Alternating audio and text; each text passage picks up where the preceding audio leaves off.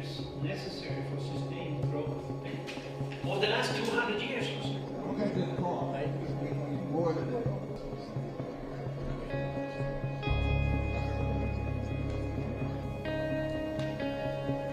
South Korea has experienced rapid technological advancement and industrial growth, yet faces slowing productivity and structural rigidity. From your research on historical roots of innovation and sustained growth, what lessons do you think countries like Korea can take to ensure that innovation continues to translate into long-term prosperity?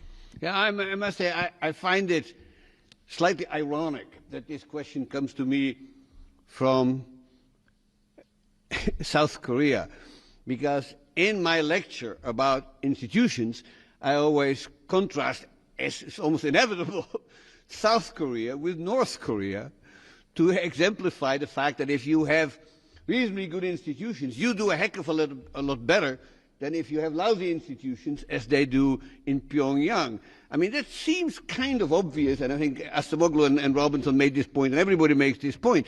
And so to worry about the South Korean problems, given that it is a wealthy, peaceful country that has miraculously pulled itself up from very low income per capita in the 1950s to one of the wealthier nations in the world today, strikes me as sort of I mean, if you worry about South Korea, what do you think about North Korea? What do you think about, other countries, Myanmar, countries like that? Those are the countries I worry about.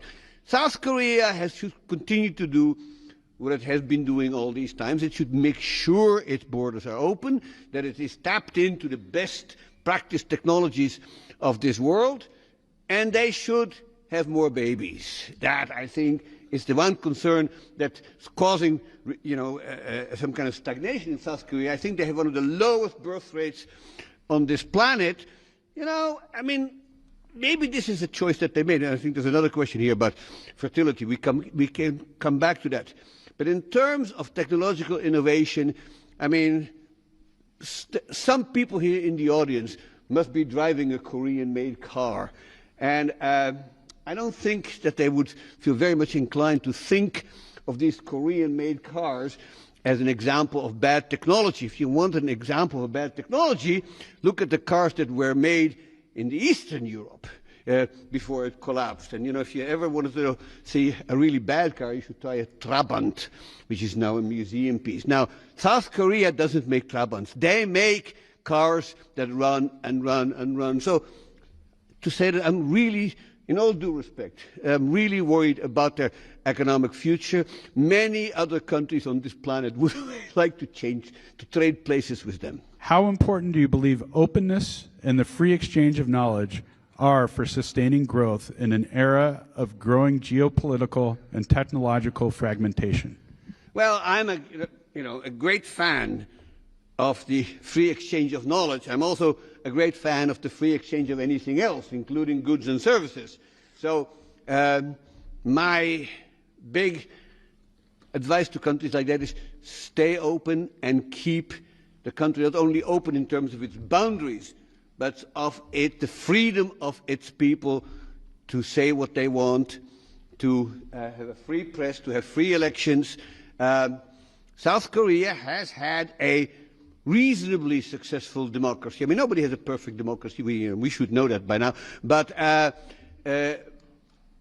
South Korea has made the transition to democracy. And so when you make that transition to democracy and to a free society, you realize that Churchill was right in his famous cliche about democracy being the worst of all systems except for all the others. And South Korea has its its worth and its trouble, and follow the news and you realize that it doesn't always get the best people to become politicians. But it is a successful country. Now they are located in an awkward part of the world, of course, because they are a small country right to a very big other country, and that always is a tricky situation to be. I mean, I studied Ireland in my younger days, and that was a small country right next to a bigger country, and it didn't always work very well for them. Korea has been able, thanks in part through American support, to pull itself up from its poverty. We're talking about the southern part here, not the northern part. And I think they should. I see no particular reason why that can't continue, except for this sort of threat of demography, which I talked about. And have 3 cheers. So hip hip. Hooray. Hip hip.